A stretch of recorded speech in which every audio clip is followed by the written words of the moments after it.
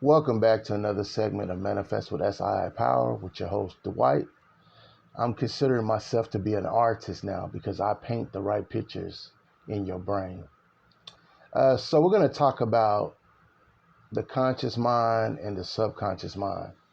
So, if I was to ask you to describe your front door, you'd be able to do it verbatim. If I was to ask you to describe your refrigerator, you would be able to do it verbatim, right? If I was to ask you to describe your microwave, you would be able to do it word for word, verbatim, quickly, right? But if I was to ask you to describe your brain, the two brains, I would get a deer in the headlight look. And it should be the opposite, right? So you got to understand your conscious mind, right? The egoic mind, your critical analytical divide, right? The gatekeeper between the conscious mind and the subconscious mind. And so I'm going to break it down to you right here, right? The problem is you're living out of your five senses and out of your conscious mind. You want everything to make sense, right? That's what the logic and the rationalization is about. And rationalization means rational lie, right? You telling yourself all the reasons why you don't deserve something, you're not worthy of something, you're not good enough to have something. But what you need to understand is the subconscious mind, the subjective mind, the unconscious mind, the creative mind. All those names are interchangeable. They mean the same thing. That mind is an emotional mind, right? And it's a habitual mind. It goes off habits, repetition, what you do day in and day out, right? So also, it is regulating at least 98% of your life, right? And so there's epigenetics in there. There's environmental programming in there. There's regular programming in there. There's genetic codes running in there. There's family lineage programming going on in there. And there's belief paradigms in there. And so if you do not become the observer and find out what it is that you're thinking at the core level, what you're feeling and emotionalizing at the core level, the story that you're telling yourself at the core level, um, what you're perceiving about yourself at the core level, there's basically never going to be any lasting change. You've heard people say, oh, it seemed like I went 2 steps ahead, but then I fell 4 steps back. Here's why: because of the belief paradigm. There's patterns and there's programming, right? That's on the blueprint, on the mind map, right? The conscious mind has a mind map and the subconscious mind has a mind map. And so on the blueprint, on the formula, on the recipe, there are certain patterns that's ingrained. And until these patterns are interrupted, there won't be any lasting or permanent change. So this is why mindset is so important.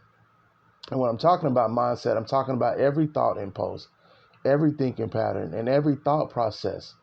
Doesn't matter if you deliberately, intentionally thought the thought or you received the thought from the greater consciousness.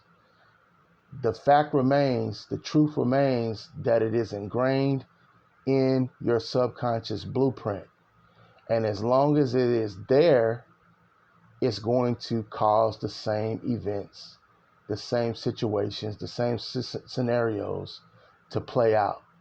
So how can you impact? How can you influence?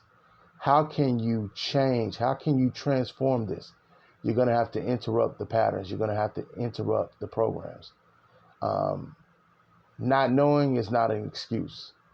You can impact these things by hypnosis, self-hypnosis, subliminals, in the theta wave and alpha wave.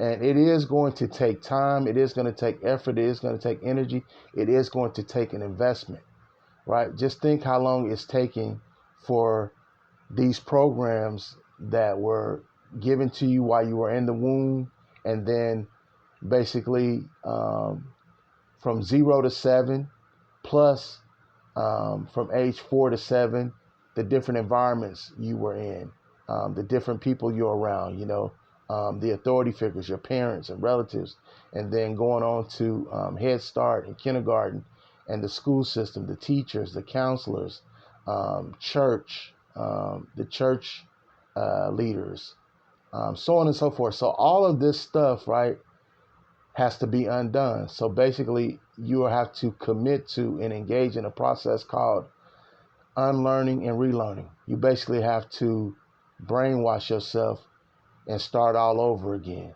Just like learning to crawl, learning to walk, learning to roller skate, learning to ride a bike. Everything that you know, right, you learned it. So you'll have to unlearn and relearn. And so to the measure, to the degree, how effectively you're able to interrupt these patterns and these programs, to a large extent, it's going to determine your relationships. It's going to determine your results.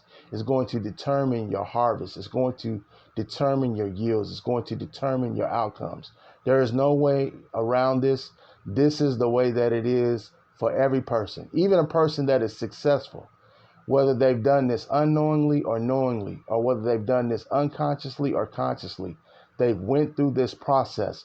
That is the only way to obtain favorable results, favorable outcomes, favorable harvest, favorable yields. You got to understand how the conscious mind works, the part that the ego and the critical analytical divide play, and then how your subconscious works, which your subconscious mind works off of emotions, repetitions, words, or stories, right? So whatever is ingrained in there is what's going to play out in your reality, right? Remember, it's the mirror principle. What's on the outside on the 3D came from what's on the inside of the 4D. That's the way it is. There's no way around it. And the quicker you come to grips with this and you begin to do the things that I laid out for you, right? This information is free. It's complimentary. But you have to do something with it, right? Information plus integration equals transformation. Information plus implementation equals transformation.